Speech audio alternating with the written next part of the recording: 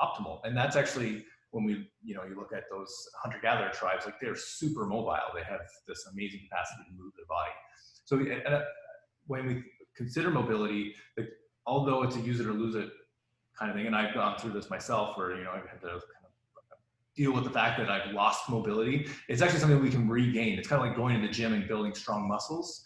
It takes time, but we can actually regain mobility if we're consistent and persistent with the right kind of moves. So today we're going to go through what we call joint-to-joint mobility, which is going to give us, I can show you exactly how to move every joint in your body from head to toe. We jump into that right now? Anything else? Yes. What I always like to tell people before we do this is I want you just to close your eyes for a second, and I want you to kind of scan through your whole body. I want you to think and feel about what your energy level is on a scale of 1 to 10. I want you to kind of give yourself a score and just keep that in your mind. I want you to kind of focus on maybe anywhere there might be some tension or some stiffness or ache in your body. Kind of make a mental note of that, and then I'm going to ask you the same questions when we're done here. Okay? So here we go. I'm going to stop sharing my screen. Dr. John's going to share his. Everybody up on their feet. We're going to do this together. Yes. This will be about, it takes us about 9-10 minutes. Yes, so it's 12:18, so we'll be finished up in time to have some questions. So what we're going to do, we're going to run through what's called joint-to-joint mobility. Everyone, give us a wave if you can see us okay. Give us a wave, see us okay. Yeah, and hear us okay. If you can't hear us, do this. Okay. I think we get some thumbs up here. That's good. So joint-to-joint mobility, we're going to start in the neck and work our way down. What you want to do is only move as far as you can without any pain. If Dr. Craig was saying, so no pain. Greg, mute your computer. If you're uncomfortable, then you just stop at that range. So don't go beyond that. And I want you to think about paying attention to the movements, especially we go from side to side. So as we start in the neck, you may notice like, okay, things feel a little bit different on the left compared to the right. Just make a note of that, and that's something that you can track over time. So starting in the neck, we're actually going to pull the chin back and then poke the chin out. Pull the chin back, poke the chin out. So go from side here, so pull the chin back and then poke the chin out. Okay, just 5 times. Okay, then we're going to go pull the chin in just slightly. Look up to the ceiling and down to the floor. Up to the ceiling, down to the floor. Okay, 5 times. We can't see you. You're going to have to move your camera so we can see what you're doing. Back up a little bit. Oh, there we go. You see now? No, all I can see is your move by design, think by design signs. Oh. Okay. And Hasn't moved. And a chalkboard and a door with a number 1 on it. Oh. Such rookies. So when we share screen, we actually have to pin my video, which I thought I did. I think I know how to. No, everybody needs to be on speaker mode. Speaker view. Okay. Can everyone see me now? See us now? No. No. No? Do you want to just pull your laptop over? Oh, I can see you now. There we go. We're in front of a TV and a fireplace. We promise we're better at less good at the IT stuff. Okay, good. Awesome. Okay, so we'll start over again then. So we're starting in the neck. We're going to work our way down. What I want you to do first is you're going to tuck your chin, poke the chin out. Okay, so this movement it's kind of weird. You don't often do this, but this is a fundamental movement of the neck. Okay, just gently tuck the chin and then look up to the ceiling and then look down to the floor. Okay, do that 5 times. Again, only as far as you can without any pain. So if things hurt, just pull back a little bit. So 5 times there. You're going to look over the shoulders. Okay, you should be able to get chin to shoulder. If you can't, that's okay. Don't stress out, but just know that that's the goal. You might hear some noise and crunching in there. Good, 5 times, and then drop ear to shoulder. So these movements seem really simple. In fact, we often get people when they first watch the video, they're like, come on, like, is this really helpful? This is way too easy, but it's actually in the simplicity that the effectiveness comes from. And the last one we're going to draw some big circles with your chin. We're going to go 3 in one direction and 3 in the other direction.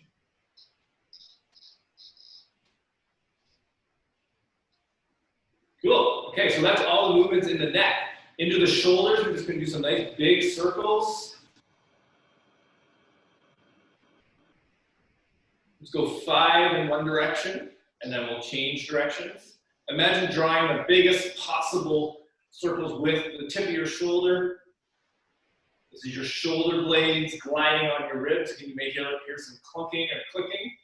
We're going to do some upper back mobility. So we're going to round and then stick the chest out. Again, 5. The shoulder mobility and your spine mobility are intricately linked. One more. Good. Let's just get into some small circles. So let's do 10 in one direction and then 10 the other way. And we're going to do this in 3 different positions. Really just lubricating the shoulder joints, come up to the 90 degrees here. An important point too is try to get the movement happening from the shoulders, not the hands. So really try to emphasize motioning through the shoulders, not so much through just winging your arms around. And up by the ears, small circles. And again, it may feel kind of strange you're doing this, but think of you're activating all the little stabilizing muscles around the shoulder. At 90 degrees here, or up to the side, we're just going to roll one side in, one side out. Craig, I've never been good at describing this one, so it's more of a watch and do. When you turn your head, you're going to look to your palm, which is facing the sky, and your other hand switches over. That's pretty good. Thanks. Into the elbows. Look at you, 7 out of 10. Okay. Try to get full extension of the elbows there, and then we're going to change direction. Palms come in towards your face and then extend all the way out. We need some music. Dance music. Into the wrists. Just up and down 5 times. Good. Then we're going to do circles with the wrists. We often, if someone's dealing with, I don't know, let's say you're dealing with a shoulder problem, we often think of like, okay, I'm going to do some work on my shoulder.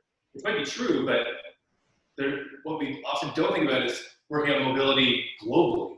Into the fingers here.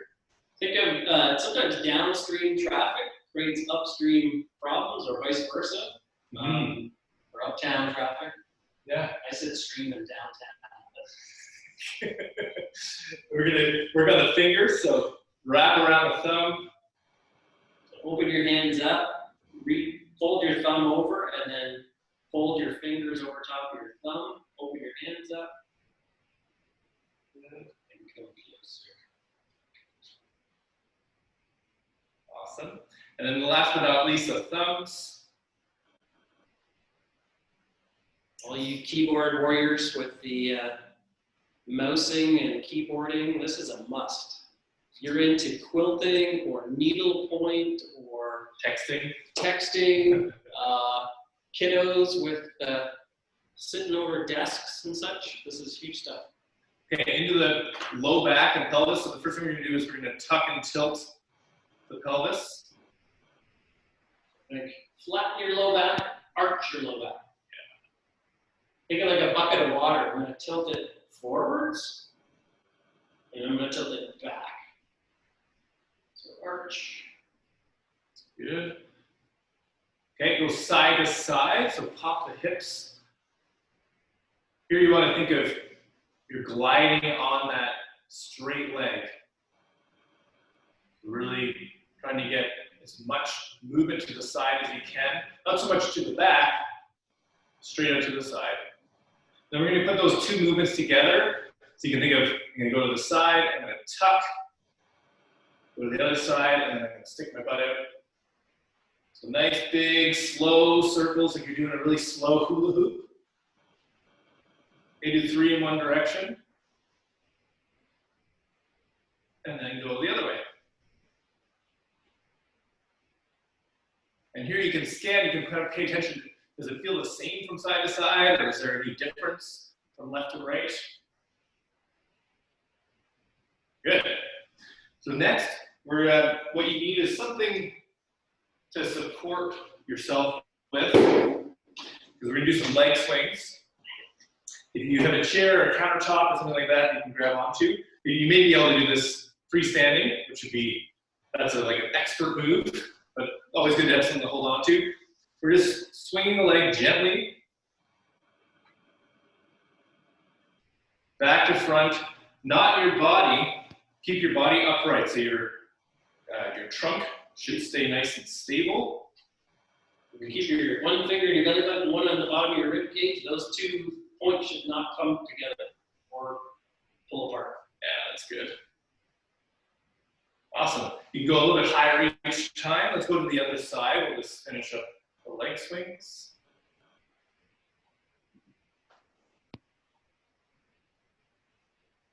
If you're dealing with any sort of like hip or low back problems, often the mobility of the hip is really compromised. So doing simple things like this, leg swing, can really help to just get a bit more motion in the joint. Let's go to the side now. So if you hold on to your chair or countertop, we're going to swing to the side, which I can demonstrate facing forward. I don't run into you, Craig. Again, we want to try as best we can to keep the trunk nice and stable. Try not to kick you. Yeah. And we'll go to the other side.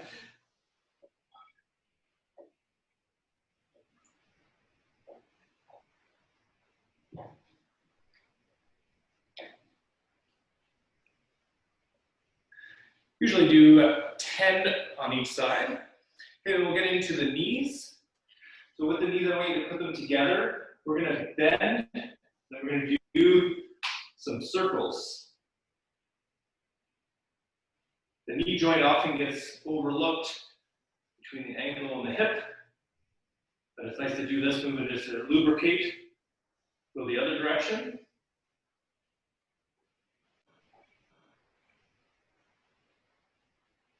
Good. And then we'll get right into the ankles. So you guys can see my feet. So the first thing we're going to do is, let's go, actually we'll come back here. And what I want you to do is just drive the knees down to the floor. So we're trying to get as much flexion of the ankles. You can just bounce there. If you have bad knees or trouble with this one, you can do this in the chair. And just kind of push forward. Just feel that stretch the lower part of your ankle, just so you're supported. Yeah, like that. Circles. Okay, just simple circles. Change direction.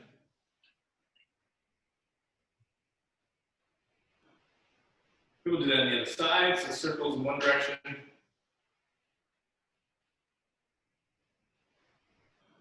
And then the other direction. My ankle's cracking up a storm here. Then we're going to go side to side. So if you watch my feet, you can either do this one at a time.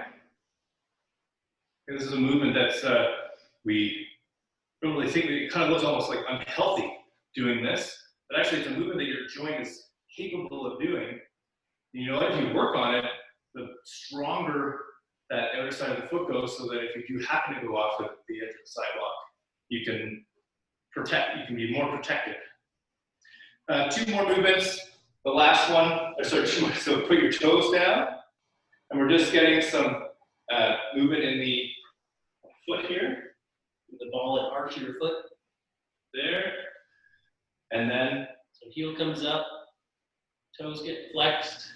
Then we're going to switch the toes over, so now you're on the top of your foot. You start to kind of find, like, you can kind of go in different angles, like a fan or a seashell, and try to find where that tension might be through those tops of your foot. change sides.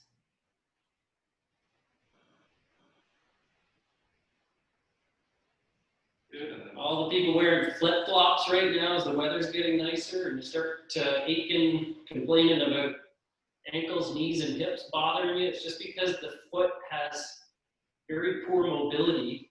And then you're in a flat-soled shoe on a flat, hard surface. Your feet are like a bag of bones at the end of your leg, and when they don't move well and they don't flex and bend and twist, and you put them onto a hard surface like that, they don't move properly, so they don't support you well. Yeah, so a good solution to that is actually find grass, go bare feet, walk bare feet in the grass. Clutch the grass with your toes, like really try to grip it, pull it up, rip it up. Yeah, that's a great thing to do for not just your feet, but actually your brain, going for a walk, bare feet in the grass. All right, so I know we're getting close to the end of our time here. Dr. Craig, why don't I look for any questions? Anyone submit any questions? If you'd like, you can just put your hand up right now. Okay, so while we're waiting, if anybody has questions, so we got you to give yourself a scan pre-joint-to-joint mobility. I can't see hands on everybody, but how many of you went up at least one level, like 1 point? Like if you gave yourself a 4 out of 10, you're at a 5, or if you went up at least 1 point? 2 points? 3 points? 4 points? 5 points? Maybe just not. Do you feel like you're more alert or more energized? Cool. We have one question here. Oh yeah. What about turnout? I'm assuming, Lisa, you're talking about your foot turnout. So yeah, things are. Want to address that? Like your heels together, but your toes are apart? Yeah, you can tell I'm a dancer that we're going to first position and try to get it as wide as possible, but from the hips so that you save the knees. So how to Like increase this? that sort of mobility, because that Like- gets tight as you use your thigh muscles. Like this one? So heels are together, toes are out, and your knees are opening? Yeah. It's Got really it. difficult. Well, I mean, you could reproduce that.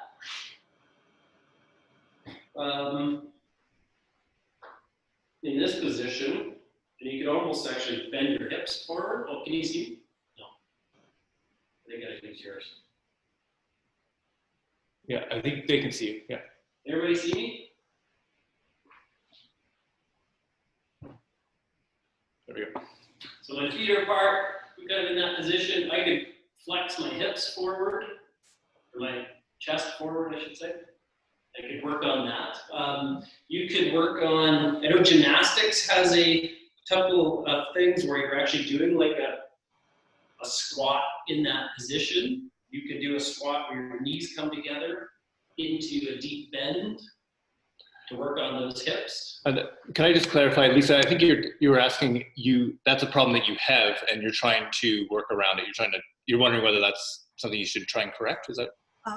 Well, because I am a dancer, we do try to encourage the turnout. So I'm trying to keep my hips mobile. Yeah. Got it.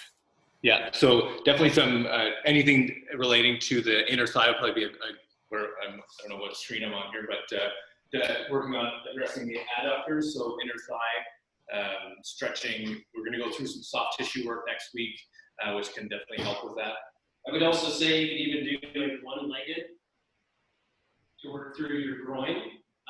You could also work on doing some external rotation, internal rotation, and working in both directions. That could be an easy one to do. We do have another question. So Lisa, if we didn't quite satisfy your answer there, then please reach out to us or to speak with Dr. Craig. Thumbs up. Awesome. Carol, just in the last minute here, I have another question. I have carpal tunnel syndrome. Are there any exercises I can do? She says, the funny thing is, it's not on the hand that I use on my meds.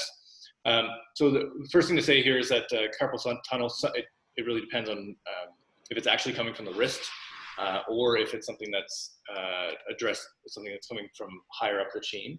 So please remind me of that when next time you're in for a visit, we can dig a bit deeper. But certainly any of those general wrist mobility exercises are going to help. as long as they're not generating any of that numbness or tingling into the hand, but certainly anything that's improving or working on that global wrist mobility will help. So it's like the point John made first. We got to get the neck moving. We got to get the shoulder moving. We got to get the elbow moving. We got to get the wrist moving. So we can't just target and try to pinpoint just this and neglect what's going on upstream, uptown. Yeah. Whichever. But the point being is that we've got to look at the whole, what we call the kinetic chain, or the whole system.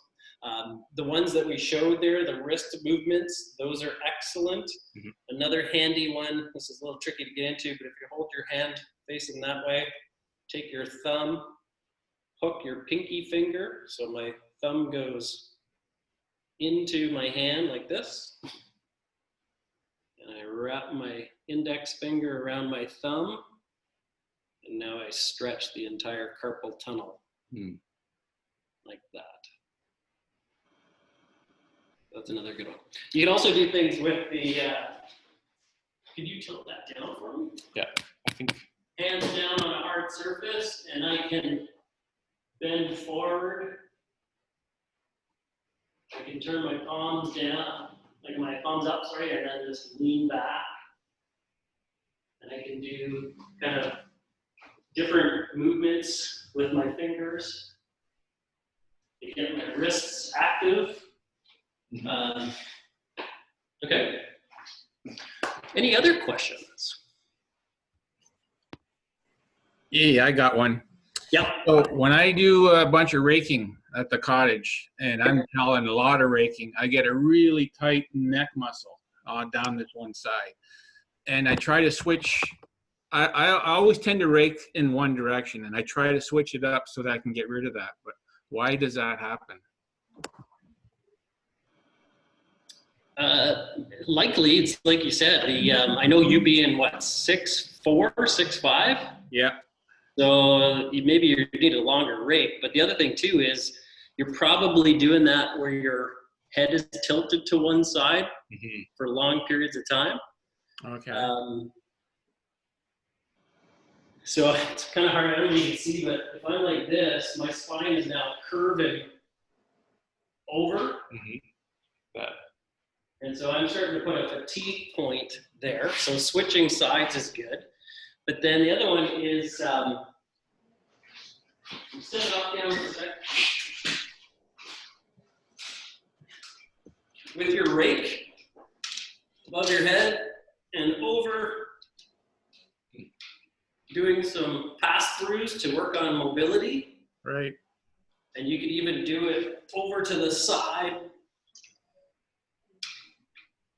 Trying to keep that shoulder mobility as good as possible, doing that repetitively. But it's usually just it's a situation where you're just fatiguing because of the prolonged postural position. Okay. Yeah, Ron, the other thing I'd suggest there is just try doing the joint-to-joint mobility before you do any yard work, and just see if that helps to prepare your body. Also, anytime we're doing repetitive movement, stuff like that, just take a break. So change tasks, do something else. Try not to do the same task for longer than 20 minutes. And you may find that will just help to give you more sustained power over time. Right. Thanks. Krista, keep working on the neck mobility that we demonstrated. That's a huge one. And then also too, those cervical rotations where you're turning and looking up to the corners, working on that cervical curve. That helps to keep that C-shaped curve proper in your neck. Right. Okay? Awesome. Thank you so much, guys, for, let's see if we can get the Zoom, we're not trying to kick everybody off. The Zoom's about to end on us here, but we are going to see you all next week. And next week, we're going through what's called soft tissue mobility. But if you've got one of those black foam rollers sitting in the corner gathering dust, that's actually what we're going to show you how to use the foam roller and lacrosse ball. So 2 tools that you can be using at home to help work on your muscles and ligaments, tendons to help get them healthy.